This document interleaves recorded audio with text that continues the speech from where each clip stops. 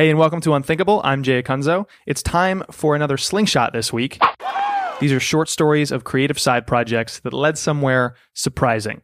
These episodes aim to answer one question: what does it look like when people trust their intuition?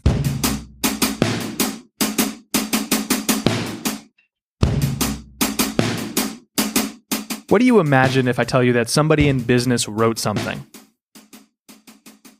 Jargon-filled press releases? Meaningless corporate slogans? Confusing emails from the CEO?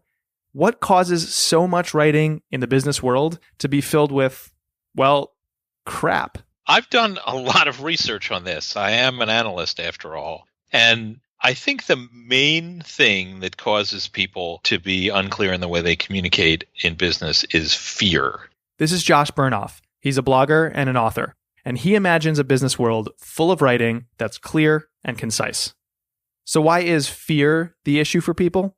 They are just afraid of what might happen if they make a clear, simple statement. Somebody might actually hold them to it.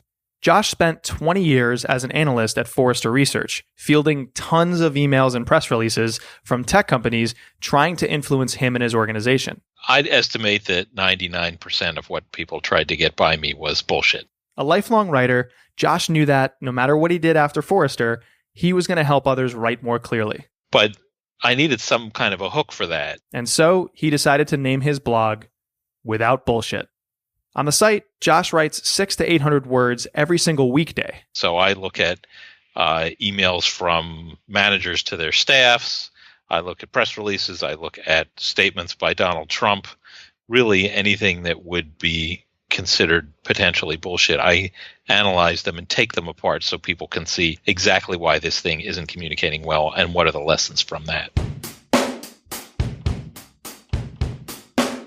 Shortly after launching, he got a call from his old CEO at Forrester, a guy named George Colony. And he said, "You're doing two things wrong. You shouldn't do this every day, and you can't have bullshit in the title because you'll offend people in the Midwest. They don't like that." And as it turns out, those were exactly the two things that made me successful.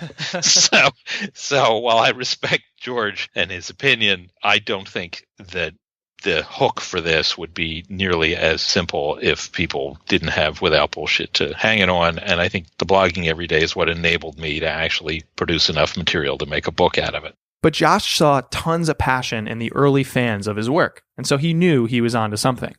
Today, he has tens of thousands of readers and followers, and he's written 4 books and really makes a living writing and writing clearly. But fundamentally, Josh writes a blog about writing. There are thousands of blogs about writing on the internet, and as you'd expect, others have advised Josh since he was young that, hey, maybe you should focus your efforts on something else. He recalls being back in school where he says he had 2 core skills. I was a very good writer, and I was very good at math.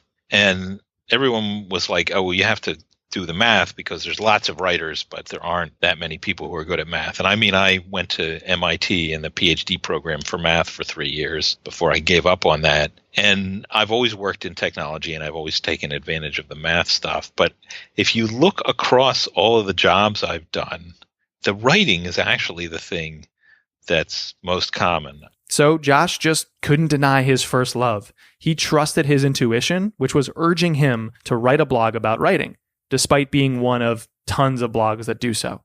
But to avoid being just a carbon copy of all the rest, he used a hook to help him stand out. And against the odds, he resonated with others. I had a choice, which was to try and move everybody 12 inches in my direction, or to leave 10% of them behind and move the rest of them really into my corner. And I think what happens Without Bullshit is that you get a lot of people who are enthusiastic and a few people who are pissed off. And that's fine. I'm quite happy to leave them behind in order to have the enthusiastic backing of the rest of them.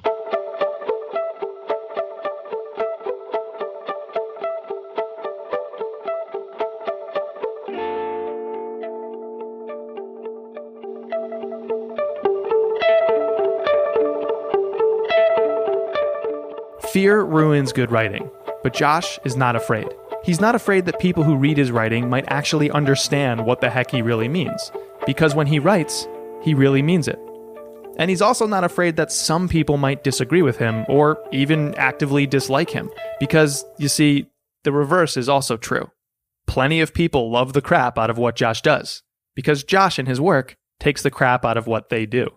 Josh's intuition pushed him to writing about writing, putting him among tons of other people doing exactly the same thing.